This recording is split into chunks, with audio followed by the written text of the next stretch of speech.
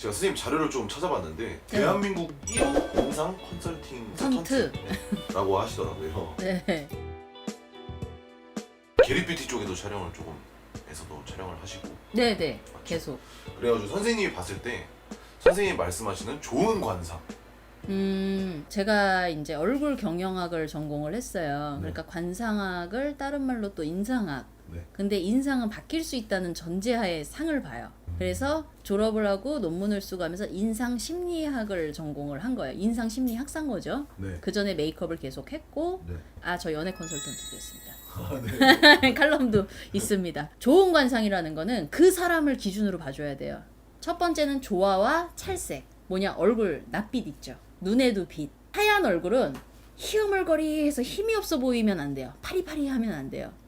마치 이렇게 찰밥 있죠. 네. 찰밥에 살짝 족부리면은 약간 윤기 돌듯이 네. 찰지면서 금방 갓 지은 밥처럼 촉촉하면서 하얗시면 좋은 거예요. 근데 허옇다 그러면 보면 뭔가 문제가 있는 거죠. 그죠. 검은 얼굴은 그렇다면 안 좋냐? 그게 아니고 검은 얼굴도 건강하게 왜 윤기 있게 검으신 분들 있죠. 약간 탱탱한 느낌. 그죠. 그게 찰색이에요. 얼굴의 찰색 느낌. 아. 그걸 보고도 운이 좋을래나 나쁠래나도 봐요. 몸 상태도 볼 수가 있고.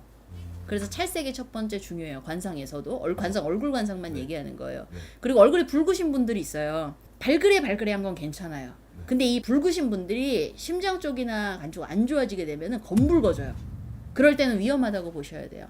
아니면 사고수가 있거나 그런 경우도 볼 수 있고, 이 찰색 중에서 이 미간 인당이라고도 하고 이 명궁이라고도 하는데, 여기에 색을 보고 이 사람이 좋을지, 그리고 부모가 돌아가실 때가 돼도 거기 색깔이 검게 나타나요. 보는 사람들한테는.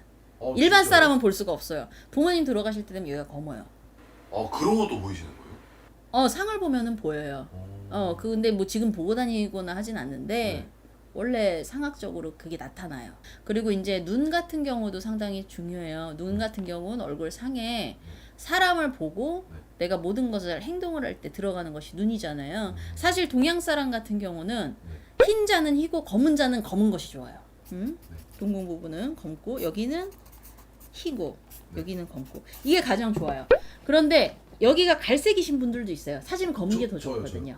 좀 갈색이요. 갈색인데도 네. 중요한 거는 이 라인 자체가 깔끔하게 또렷해야 돼요. 이 눈빛도 바뀌어요, 사람이. 더 또렷하고 맑을 수도 있고요. 네. 갈색인 경우에도 네. 또렷할 때도 있지만 이렇게 아프시거나 가실 때가 맞아요. 되거나 만지면 티미하게 하고 이 동그란 이 라인 자체가 흐릿흐릿해요. 그래서 이 검은 동공 부분과 하얀 부분이 깔끔하게 딱 흑과백이 분명해야 돼요. 코 같은 경우도 사실 높다고 좋은 코는 아니에요. 이 조롱박을 거꾸로, 우리 조롱박이 이렇게 생겼잖아요. 거꾸로 해놨다고 치고 이게 콧 망울이면 네. 이게 콧 방울이잖아요. 네. 여기 콧구멍이 있을 거 아니에요. 네. 이 콧구멍이 안 보이면 아까 금전이 많이 빠져나가지 않는다고 했는데 맞는 말이에요. 네. 맞는 말인데 너무 또 아예 안 보이시는 분들이 있어요. 이렇게 들어가서. 맞아요. 저 같은 경우는 콧방울이 좀 작아요. 그렇죠? 네. 그래서 여기를 절대 음영을 주지 않아요. 코가 작다 보니까. 네. 콧대는 쭉 뻗으면서 콧망울 같은 경우도 자기 미간하고 비례해서 적당하게 둥글면서 높은 게 좋고요. 네. 콧방울도 적당히 있는 것이 좋고, 콧구멍도 아예 막혀있다 그러면 이 사람한테서 땡뜨는 파는 구두쇠로 혼자서 살라면 그러세요. 그러니까 뭐든지 이 사람 얼굴에서 조화가 있어야 되는 거고, 성형을 할 때도 그런 걸 잘 봐야 돼요. 나한테 보완할 수 있는 거, 그리고 시기, 때.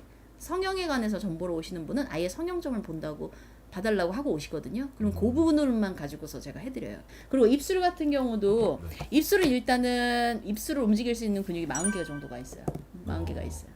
그래서 입술을, 이 꼬리는 올라가 있는 게 좋고 입술은 붉은기가 도는 것이 좋지만 피부 색깔마다 또 다르단 말이에요. 이 꼬리를 제가 내리는 연습을 예전에 한 달 동안 했어요. 진짜 내려가요. 특히 동양인은 입꼬리가 점점 내려가게 돼 있어요. 서양인은 직선이에요. 네. 그래서 입이 잘 처져요. 여기에서 이제 복을 받고, 이게 금전 창고라 그러면 그걸 다 담아놓을 수 있는 집 마당이라고 칠 수가 있거든요. 이 턱 부분에 입이 이걸 담을 수가 있어야 되는 거예요. 그리고 가장 이상적인 건 여기 있죠. 네. 1대 1.2, 5대 2가 가장 이상적인 입술이지만 중요한 건 자기 얼굴형, 눈, 코, 입 조화가 맞아야 된다. 그거에 따라 다를 수가 있다. 다르다. 분명하게 달라요. 아 진짜. 그러니까 조화로운 게 가장 좋아요. 입술 같은 경우에는 일부러 옆을 이렇게 찢으시는 분들도 계세요. 찢는 분도 있어요? 계속 예 이렇게.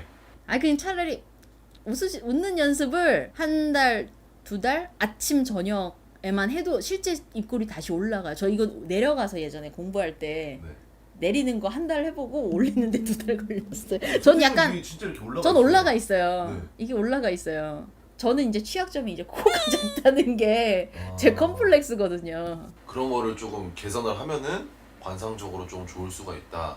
선생님 말씀하신 그럴 거니까. 수도 있어요. 근데 안 되시는 게 나을 수도 있어서 정확한 거는 지금은 이제 예전 같은 경우는 컨설팅으로 잡았지만은 네.